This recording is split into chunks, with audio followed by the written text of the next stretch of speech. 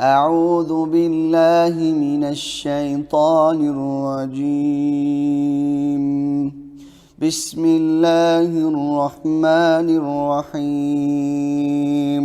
يسبح لله ما في السماوات وما في الأرض، له الملك وله الحمد وهو على كل شيء قدير.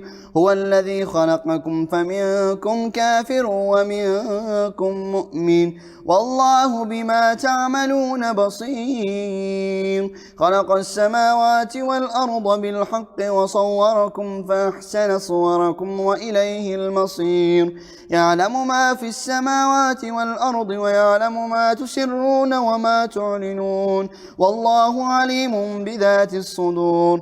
ألم يأتكم نبأ الذين كفروا من قبل فذاقوا وبال أمرهم ولهم عذاب أليم. ذلك بأنه كانت تأتهم رسلهم بالبينات فقالوا أبشر يهدوننا فكفروا وتولوا واستغنى الله والله غني حميد. زعم الذين كفروا أن لن يبعثوا قل بلى وربي لتبعثن ثم لتنبؤن بما عملتم وذلك على الله يسير. فآمنوا بالله ورسوله والنور الذي أنزلنا والله بما تعملون خبير. يوم يجمعكم ليوم الجمع ذلك يوم التغابن، ومن يؤمن بالله ويعمل صالحا يكفر عنه سيئاته ويدخله جنات تجري من تحتها الأنهار خالدين فيها أبدا، ذلك الفوز العظيم.